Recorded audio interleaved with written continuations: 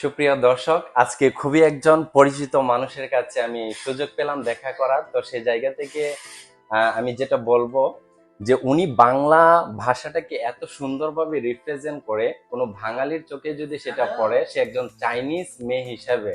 তো সেই জায়গা থেকে প্রত্যেকেরই কিন্তু আসলে গর্ব করা উচিত যে বাংলা ভাষাটা এত সুন্দর করে সে বলতে পারে। তো সেই জায়গা থেকে আজকে আমি যেটা নানির কাছে জানতে চাইবো যে আসলে আপনি এই বাংলা ভাষাটা শিখলেন কিভাবে এত সুন্দর করে? বাংলা ভাষা প্রথম তো আমাকে একজন বন্ধু শিখাই দিল। ও বাড়ি কিন্তু কিশোরগঞ্জ, প্রথমটা। তারপর দ্বিতীয়টা হচ্ছে যশোরের একটা বন্ধু। যশোরে একটা বন্ধু, তার মানে আপনি ফরিদপুর। বাঙালির কাছ থেকে আস্তে আস্তে করে শিখতে পেরেছেন। তো অরিজিনালি কি আপনার চাইনিজই কি আপনার দেশ নাকি না, জাপান? আমার জন্ম হয়েছে মালয়েশিয়াতে। জন্ম মালয়েশিয়াতে। হ্যাঁ, এমনি অরিজিনাল দেশ কোথায়? অরিজিনালি বাবা মা দাদা দাদিও মালয়েশিয়াতে জন্ম হয়েছে, তবে আমাদের পূর্বপুরুষ চায়না থেকে। পূর্বপুরুষ চায়না থেকে। Wow, that is great. তো আসলে নানি, আপনি এমন একজন ফেমাস মানুষ যেটা বাংলা ভাষার জন্য বিশেষ করে আমার কাছে অনেক বেশি মূল্যবান। তো সেই জায়গা থেকে নানি আমি যেটা বলবো, এই সোশ্যাল মিডিয়া বিগ একটা প্ল্যাটফর্ম। এই প্ল্যাটফর্মটাতে আমিও একজন মালয়েশিয়ান প্রবাসী হয়ে হারেস ব্লগ ওয়ার্ল্ড একটা চ্যানেল খোলার মধ্য দিয়ে ব্লগিং করে আসছি প্রায় 2 বছর ধরে।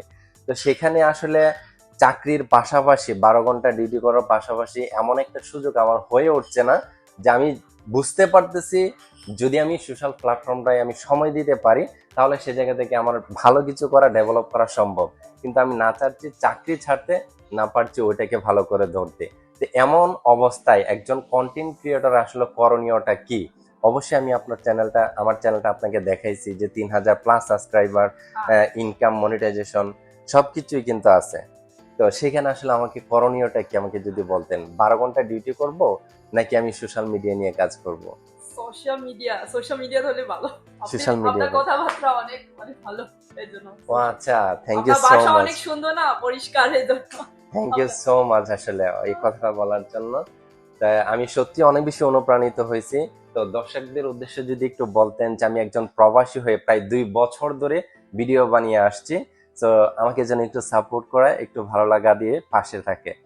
প্রিয় ভাইরা এবং বোনেরা, প্লিজ হারিস ভাই না, হারেস ব্লগ ওয়ার্ল্ড কে একটু সাপোর্ট করেন। সে আসলে অনেক ভালো একটা মনে মানুষ।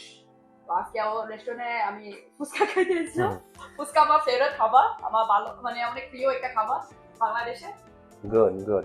আচ্ছা, আপনি কি ফুচকা খেতে খেতে আরেকটু কথা বলি, বাংলাদেশে কি কখনো গিয়েছেন আপনি? হ্যাঁ, বাংলাদেশে গেছিলাম। বাংলাদেশের মানুষজন, পরিবেশ, কালচারাল আসলে কিরকম দেখলেন? ভালো ভালো, অনেক ভালো।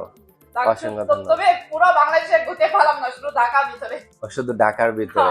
ঠিক আছে, আপনি যে সুন্দর বাংলা ভাষায় কথা বলেন, এই বাংলা ভাষার জন্য বাংলাদেশের মানুষ আপনাকে আন্তরিকভাবে কিন্তু গ্রহণ করবে যদি আপনি বাংলাদেশে যান, এবং বাংলাদেশের প্রত্যেকটা জেলা আপনাকে ঘুরিয়ে দেখাবে, সেই আশ্বাস আপনাকে দিচ্ছি।